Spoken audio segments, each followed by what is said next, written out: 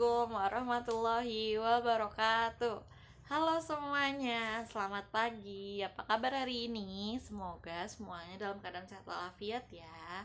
Hari ini kita akan melanjutkan pembelajaran kita masih di tema 8, subtema 2 di pembelajaran 6. Hari ini kita akan mempelajari tentang keunikan daerah tempat tinggalku. Tapi sebelum itu, alangkah baiknya jika kita berdoa terlebih dahulu.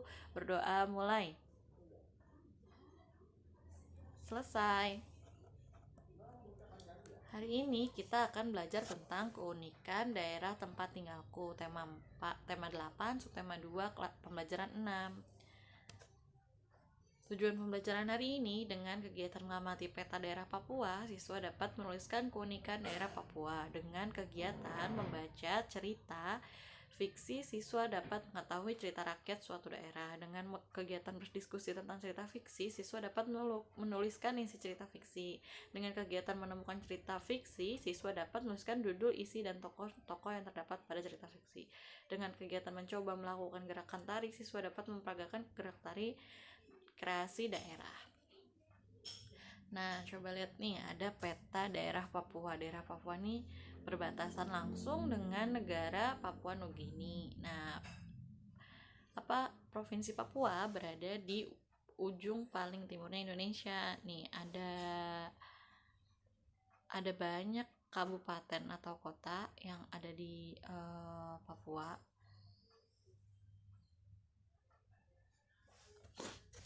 Kira-kira apa ya keunikan daerah Papua? Mari kita cari tahu. Mari mengamati. Papua memiliki banyak keunikan dan daya tarik tersendiri. Gunung Jayawijaya yang terkenal dengan puncaknya tertutup salju terletak di Papua. Selain Gunung Jayawijaya, Papua juga memiliki banyak tempat wisata alam yang dapat memanjakan mata wisatawan baik lokal maupun mancanegara. Tidak hanya itu, Papua juga memiliki jenis fauna yang terkenal, yaitu burung cendrawasih. Selain burung cendrawasih, di Papua juga masih banyak lagi fauna yang unik atau berbeda karena mereka posisinya terletak di timur Indonesia, seperti kanguru kecil. Jadi di sana tuh ada kanguru tapi kecil gitu, bukan kayak kanguru yang di Australia, ukurannya lebih kecil. Nah, banyak ya keunikan yang dimiliki oleh daerah Papua.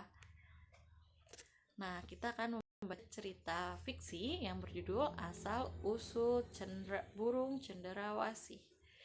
Di suatu daerah di Papua, tinggal seorang anak laki-laki bernama Kueya. Kueya tinggal bersama ibu dan adik-adik tirinya. Adik-adik tiri Kueya tidak menyukai Kueya. Mereka menjebak Kueya sehingga dia tersesat di hutan. Kueya yang tersesat di hutan mencoba untuk bertahan hidup. Dia membangun rumah kayu sederhana dan berburu. Kulit binatang hasil buruannya dia pintal menjadi benang. Kueya berencana untuk membuat sayap dari benang pintalannya. Setelah Kueya pergi, ibunya sangat sedih. Adik-adik Kueya berbohong bahwa Kueya pergi karena tidak mau tinggal bersama mereka lagi. Ibu Kueya tidak percaya. Ibu Kueya berusaha mencari tahu kebenarannya. Adik bungsu Kueya yang jujur memberitahu ibu kebenarannya. Bu, Kak Kueya tidak meninggalkan kita. Dia dijebak oleh kakak-kakak sehingga tersesat di hutan. Jelas adik bungsu Kueya. Benarkah yang kau katakan itu, anakku? Kalau begitu ibu harus mencari Kueya, sahut ibu Kueya. Ibu Kueya segera pergi ke hutan. Dia berjalan tanpa kenal lelah sambil terus-menerus memanggil-manggil Kueya sekuat tenaga. Tak ada sahutan sampai akhirnya ibu Kueya melihat seekor burung muncul dari pepohonan. Begitu suara burung yang muncul di hadapan ibu Kueya. Ibu Kueya terkejut. Ternyata burung itu adalah Kueya yang menyelipkan pintalan benang di lengannya. Kueya telah berubah wujud menjadi burung yang indah. Ibu Kueya mengikuti Kueya dan mengambil sejumput pintalan benang. Ibu Kueya menyelipkan pintalan benang di bawah lengannya seperti yang dilakukan oleh Kueya. Dalam sekejap, ibu Kueya berubah menjadi burung. Dia segera terbang bersama Koya. Adik-adik tiri Koya ternyata menyaksikan ibunya dan Koya yang telah berubah menjadi burung.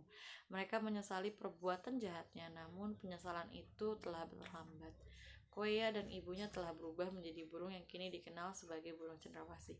Nah, jadi kalau cerita fiksinya, burung cendrawasih itu asal-usulnya dari seorang anak yang bernama Koya yang tidak bisa kembali dari hutan ke rumahnya karena dijebak oleh adik-adik tirinya. Jadi dia berusaha bertahan hidup, membangun rumah, berburu makanan, mencari makanan. Nah, dari buruannya itu ada kulit hewannya itu dipintal sama dia jadi benang, terus benangnya itu di apa ya? Kayak dililit-lilitin gitu ke tubuhnya, ke tangannya terutama, biar jadi dia berniat untuk menjadikannya sayap, lalu dia berubah jadi burung cendrawasih. Nah, ibunya yang khawatir dengan anaknya mencari ke hutan, lalu mengetahui anaknya berubah jadi burung, dia mengikuti anaknya untuk menyelipkan pintalan benang di bawah lengannya seperti yang dilakukan oleh anaknya, lalu ibunya ikut berubah menjadi burung cendrawasih. Jahat ya adik-adiknya, jahil sama kakaknya sampai ninggalin kakaknya di hutan. Siapa yang suka jahil sama saudaranya? Coba boleh ya, sama saudara kita harus saling sayang. Yang muda menghormati yang tua menyayangi yang muda. Nah, ini ada lagu daerah Papua judulnya Apuse. Kalian pernah dengar nggak lagu Apuse? Pernah ya, mungkin nadanya pernah dengar. Coba ya ibu nyanyiin. Maaf kalau suara ibu jelek.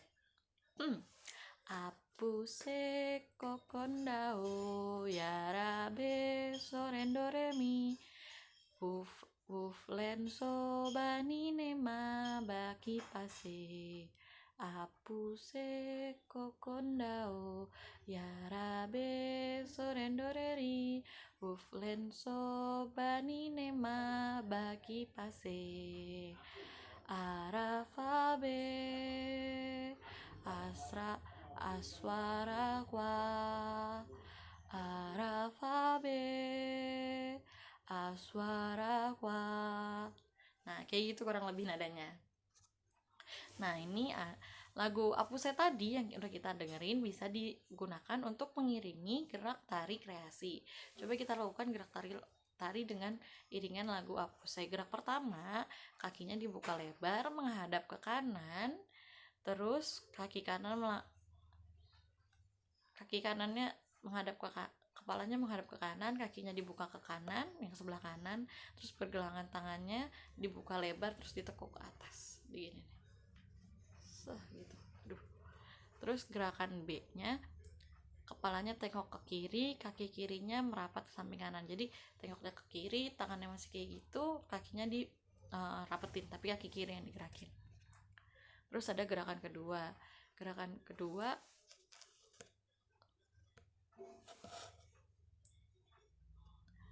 kedua dilakukan sambil membentuk lingkaran. Jadi berputar, berdiri, berputar tangannya kayak tadi, cuma kita berputar. Terus pas bagian lagunya Wolf Lenso Bani Nema Baki Pase gitu. Terus gerakan ketiga, tangannya ditepuk ke paha kanan kiri, berdiri tegak, tangannya ditepuk ke paha kanan kiri. Terus habis itu tangan kanan diluruskan ke depan, tangan kiri diluruskan ke belakang. Badan pandangan ke arah samping kiri. Jadi badannya nyamping tapi tangannya ke depan sama ke belakang gitu. Terus gerakan yang satunya lagi, nah kayak kan tadi udah ke kiri, sekarang ditepuk lagi di paha, tangannya berdiri tegap lagi, terus badannya menghadap ke kanan, terus tangannya yang kiri ke depan, yang belakang kiri ke depan, yang kanan ke belakang gitu. Syair lagunya yang pas Apuse kokondao yarabe sorendoreri. Nah, terus gerakan keempat, kalau gerakan keempat putar ke kiri, terus gerakan kelima putar ke kanan secara lambat. Kalau gerakan keempat syairnya pas Wuflen Sobani nama Baki Pase. Kalau gerakan kelima Rafabe Aswarawa. Nah, gerakan keenam posenya diam, kita diam aja, berdiri, terus kaki kiri menapak ke arah samping kiri, arah badan ke depan. Nah, jadi kaki kiri maju tapi badannya agak nyamping, serong ke kiri, terus badannya madep ke depan, tangannya direntangin. Terus kalau yang ketujuh, muter ke arah kiri secara lambat, pas dilakukan sambil membentuk lingkaran, terus dilakukan pada saat syair arafa be aswara. Kalau gerakan keenam pas arafa be aswara, aswara kuar pas di kuar gitu tuh, tangannya kayak gitu. Terus gerakan ke-8 diam kayak gerakan ke-6, terus menghadap ke kaki kanannya, majuin ke depan, terus serong ke kanan, pandangan badannya tetap ke depan. Itu dilakukan pas kuar yang terakhir gitu. Coba ya di rumah. Nah, tugasnya untuk hari ini bertanyalah kepada orang tua dan anggota keluargamu yang lain, misal kakak, adik, kakek, nenek, dan tentang nama-nama tari daerah dan cerita rakyat yang dikenal. Tuliskan nama tari daerah dan cerita rakyat yang dikenal oleh setiap anggota keluargamu. Misal, ayah taunya tarian daerahnya itu misalnya tari jaipong. Terus cerita rakyat yang dikenalnya misalnya Tanggupan Perahu gitu tuh. Terus kalau ibu misalnya apa tariannya, judul ceritanya lain lagi gitu. Kalau ada kakak tanya kakak, kalau ada adik boleh tanya adik. Kalau nggak punya kakak nggak usah ditanya, nggak usah diisi kakaknya. Kalau nggak punya adik, adiknya yang nggak usah diisi. Oke, sekian pembelajaran dari ibu untuk hari ini. Terima kasih. Oh iya, ingat selalu untuk tetap jaga kesehatan dan selalu gunakan masker ketika keluar, jaga jarak, dan cuci tangan pakai sabun ketika habis dari luar rumah atau ingin melakukan suatu kegiatan. Terima kasih, sekian dari ibu untuk hari ini. Wassalamualaikum warahmatullahi wabarakatuh. Dadah, selamat belajar.